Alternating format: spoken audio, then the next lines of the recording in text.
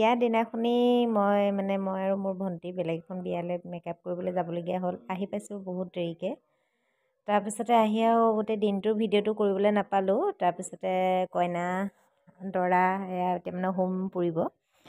মই আহি পেলানি আৰু হোম পুৰা হেৰিহে পাইছোঁহি, অকণমান দূৰ আছিলে আমাৰ ঘৰৰ পৰা বিয়া। বিয়া হৈ গ'ল।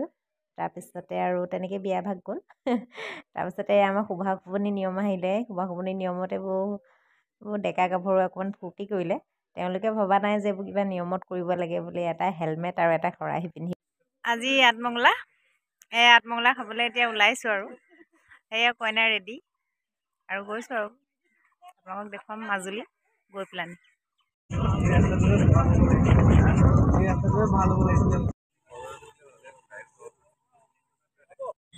নাৱত উঠিলোঁ, ৰ'দটোৱে ধৰিছে।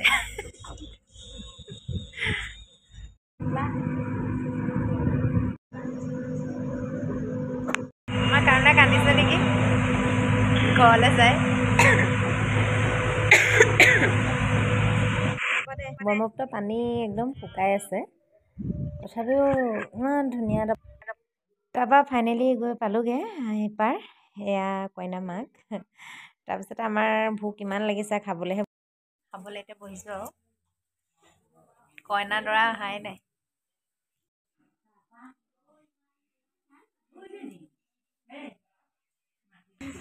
অপেক্ষা কিহৰ? অপেক্ষা খানা খাবলৈ। তাইক নিদিলেও হ'ব। তাৰপৰা ভোক ইমান বেছি লাগিলে, আমাক খানা দি দিলে।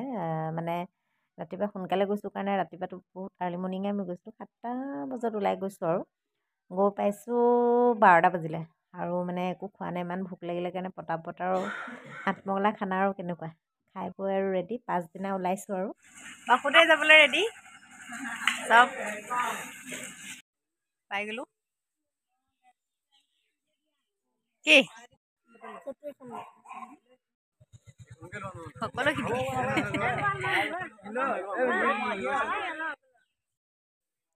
এয়া বাসুদেৱ থানৰ প্ৰথম গেট ভাগ। কিন্তু মানুহ তেতিয়া বহুত বেছি নাছিলে। ৰাতিপুৱা খুব কম মানুহ হয়, এনেই মানুহ সদায় থাকে বুলি কৈছে আৰু। এয়া আমাৰ কইনাৰ ভনীয়েক। তাৰপিছতে কিন্তু খুব ধুনীয়া এটা পৰিৱেশ, একদম ঠাণ্ডা পৰিৱেশটো, ভাল লাগিলে গৈ। আপোনালোকে কোন কোন গৈছে বাসুদেৱ থানলৈ? কিন্তু থান ভাগলৈ যেতিয়া সোমালোঁ মনটো একদম সাত পৰি গ'ল দেই।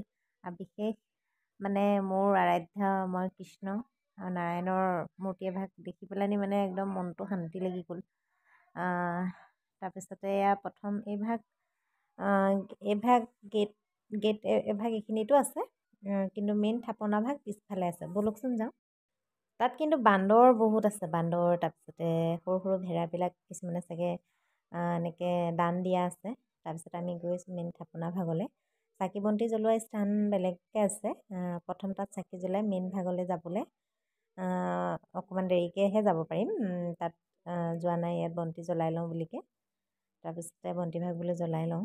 এয়া মই বোলো আমি এইফালেকে দিওঁ, আমি এইখিনিতে দিলোঁ, কিন্তু মানুহ একেবাৰে নাছিলে। তাৰপিছত চাকি জ্বলাই লওঁ। এইভাগ মেইন বন্তি। তাৰপিছতে মই বোলো ইয়াতো তেল অলপমান ঢালি থৈ যাওঁ। ধুনীয়াকৈ তেলভাগ মই ইয়াতে দিলোঁ। তাত আমাৰ দেৱৰটোৱে জ্বলালে আৰু বোৱাৰীজনীয়ে জ্বলালে। মই বোলো ইয়াতে মই চাকি গছতে তেলভাগ দি দিওঁ। তাৰপিছতে এয়া সিহঁতি ধুনীয়াকৈ ভগৱানক ভাবি লৈছে আৰু তেওঁলোকৰ মংগল হওক। তাৰপিছতে গৈছোঁ এতিয়া আমি একদম মেইন ভাগলৈ, কিন্তু তাত ভিডিঅ' কৰা এলাও নাই আৰু সেইটো কাৰণে ভিডিঅ' নাই কৰা। সেইপাই দেখাইছোঁ আৰু অকণমান ওচৰলৈ নগ'লোঁ আৰু ভয় লাগে নহয়। য'ত লিখা আছে মানা, তাত কৰাটো যুক্তি নহয়। এয়া চাকি বন্তি জ্বলাই হৈ গ'ল।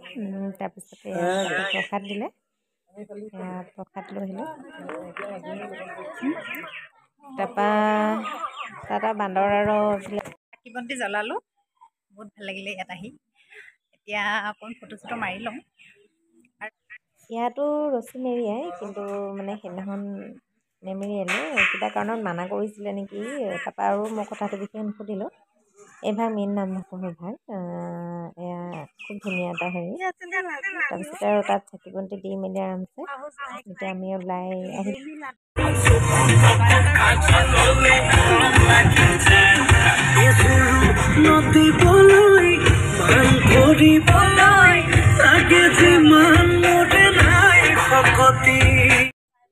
তাৰপিছত তাৰ পৰা ফুৰি আহি পেলানি এইফালে ডেকাচাং আৰু কি জানো আছে এইফালে ফুৰাবলৈ আনিলে আৰু এইবোৰ খুব ধুনীয়া লাগিলে। খুব ধুনীয়া এডোখৰ জেগাডোখৰ চব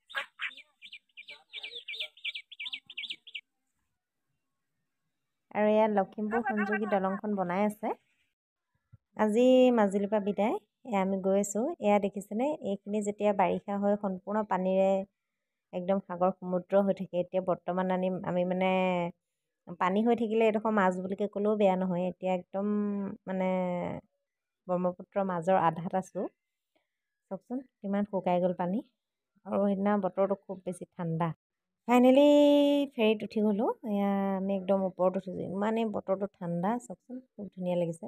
আৰু ভিডিঅ'টো চাই কেনে পেলাই জনাব, যদি ভাল পালে লাইক কমেণ্ট শ্বেয়াৰ লগতে ছাবস্ক্ৰাইব কৰি দিবা। বাই।